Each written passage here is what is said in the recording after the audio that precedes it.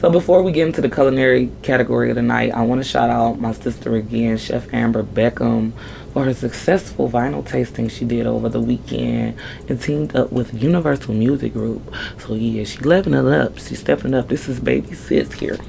Chef Amber Beckham, y'all check her out, vinyl tastings. And what she did, like a sizzling reel, they did a collaboration for her themed vinyl tasting, Marvin Gaye. So yeah, if you're ever in town in Michigan, it's a monthly thing she do. Check her out, follow her, and visit a vinyl tasting. The food is dope, the ambiance, everything is amazing. So I told y'all the theme of tonight is the principle matters. So today we're going to talk about, on the culinary segment, is this vegan restaurant called vegan bakery, not restaurant, called Savory Fig in Long Island, who has been posing Dunkin' Donuts. They've been using Dunkin' Donuts and acting like they're vegan donuts. Someone visited it recently. They had some donuts and they noticed that the design and the sprinkles of the donuts was similar to the version of Dunkin' Donuts. So they went home, outside of whatever else they probably noticed about the donut. They went home and did a glucose level test on the donuts, and they was high as shit. This at the vegan bakery. Told y'all the principle matters.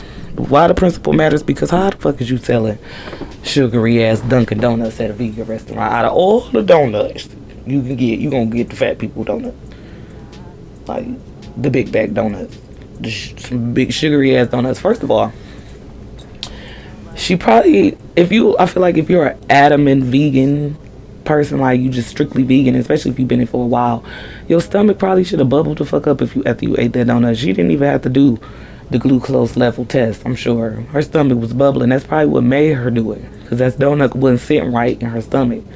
Like, y'all was really pushing the Savory Fig for that one. The principle matters. That was some whole ass shit, tearing them vegans up like that. Now I would ate the motherfucking donut. I ain't vegan, but don't do that. That's wrong.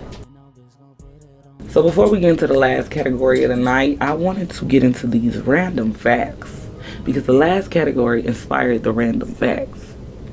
Random facts tonight is the history behind the crease in pants. So Mr. I Ain't Fresh made my mind wander. His crease was so fucking fresh in his pants to, like, who came up with creases? Like, who sat there and say, hey, let me put a crease down the middle of these pants here? So I did some research, you guys, and kind of find out, according to history and a little research I found out, the crease came about around 1890s. The 1890s. And then in like the 19th century, where the trouser was going through some changes. They was, upgrading the trouser. But the original reason behind creasing the pants was to defeat baggy knees. The little warnies, you know how kids be when they be all on their knees and shit, or just somebody who just wear the fuck out the same pants, the knee be all, stretchy and saggy and shit. That's why they came up with the crease, supposedly, was to keep that intact, to prevent baggy knees. So it was a history of a place called like a trouser stretcher. It was a machine called a trouser stretcher that, put some creases in your pants and stuff. It's also said to be that the crease was to help with traveling, like it was a traveler's crease, helped to package your pants better. Put them on a hanger better or pack them in your suitcase better. The crease and the fold, the way it would fold, basically it was better for traveling. So yeah, I don't know if you all knew that about the crease, but yeah, that's the history about behind the crease in the pants. So let's get into the last category of the night, which is fashion. Fashion. I want y'all to check out this clip. Hey, I ain't fresh. I ain't fresh. You're not fresh at all. No, sir. So that's Mr. I Ain't Fresh. I Ain't Fresh. The main thing I appreciate about that video is his humbleness throughout all of it, throughout the whole segment. Even though I feel like his energy, his face expression in some certain moments seemed like it kind of bothered him and did hit him in a way. But he did a live later on, and he said he was good. He wasn't tripping. He said they was playing the dozens. They was talking shit before they even got outside. Now, what I really noticed the whole thing about the video is it's 2024. We in the world in the age of social media where everybody want to upload things. I just didn't understand how you upload him, capping on him, and then upload you. Like, you should have definitely put the camera on you during this roast session. So we all could have got in on this. So we all could have been, the judge of this. Because you had, the way you was going on him, talking about he ain't fresh, he lost. You had to do one quick flip, like, this how you get fresh. So we could see. Because that man was fresh, regardless of what you're talking about.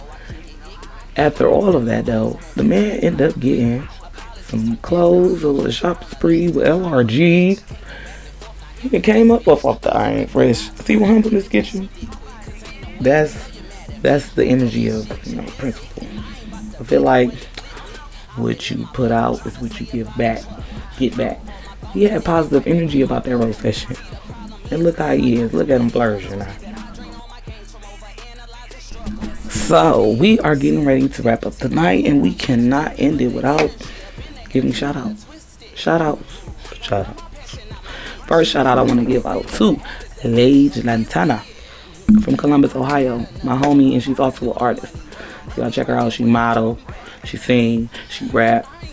Follow her on Instagram and check out her music. I also would like to shout out my sister, Capri. Styles by Capri. Braids my hair all the time. There's kids hair, women hair. If you're in the Metro Detroit area and you need you a braider, y'all holla at Styles by Capri. She gonna get y'all together. It wouldn't be right if I ain't shout my family out, Shout out to people who be helping a bitch out from time to time. On top of, these people out here really working. They really have good talent. And I would like to, put out what I would also like to give back. Okay, gang, so let's get into these giveaways for the week. First comment goes to Sai from Far Away. He gave a very detailed comment for my podcast regarding lighting and content, even down to the details of my voice. He said I didn't sound exciting on the last episode. It may have been the marijuana. I'm not even gonna lie to you. And I be doing my episodes at night. Like, I don't know what it is, but my thoughts and my mind and my words come out better at night. So it could be just me being in this chill environment and, just feeling like I'm sitting here kicking it with y'all when I'm really not. But I get a little too comfortable, I see. But as far as me just being like extra spunky side and just super excited, you're probably not going to get this on this channel anyways. I'm just really not that type of person. I'm more of a laid back person, sarcastic, chill for the most part, but it ain't too much rah-rah out here. But I appreciate your first comment, so you can go to the website www.moralminds.net. It's going to be in the description of the in the description of the YouTube channel. And like I said, you could pick an item, piece of merch, service, and I'll ship it to you wherever you're at. Side from Far Away. So okay, let's get into the best comment of the night. At Mike TV. He's also my friend on Facebook. I gave him the best comment because, once again, he is someone who actually elaborated on the topics that I had on my show, so that gave me detail and inclination that he actually watched it all the way through. Not shading Sai either, because I know for a fact he watched all the way through. Like I said, he gave some very detailed and respectable comments that I can use that I actually took into consideration, like which was the lighting, which is something I already knew that I needed to get together, but I'm glad that you also pointed it out. It also showed me, like I said, you was actually paying attention and you care to an extent. But yes, I want to get a best comment to Mad at Mike, because like I said, he actually elaborated on the topics that I had on the show, and that was regarding Five Guys. He even reminisced for a little bit on how high the prices of Five Guys is. He also didn't agree with them like myself. But yes, I appreciate both of you guys for tuning in and commenting on my episode. So, let's wrap it up. Thank you, everyone, for tuning in to the third episode of My Right May Be Your Wrong. Y'all leave some feedback, comments, Tell me how y'all feel about certain topics. How did y'all feel about the lighting this time? How did y'all feel about the mic this time? Because we coming back with a 4th episode. We're trying to get bigger and better. Don't forget, it's only me. I don't have a team right now. It's just me recording, me on my mic, audio, record, cutting, editing. All that shit is me, y'all. So y'all gotta bear with me. Because it get overwhelming sometimes doing this on top of everything I got going on in life. That's why I created this. That's why I told y'all I'm sharing my music on here. Because I be having so much going on. I need a way to keep it in y'all face. All on one hub. Because I be trying to do so much. But once again, I appreciate y'all for tuning in to My Right May Be Your Wrong podcast. The Principle Matters. Episode 3. Agree to disagree, that's what I'm always gonna do. Cause I refuse to let opinions take me out.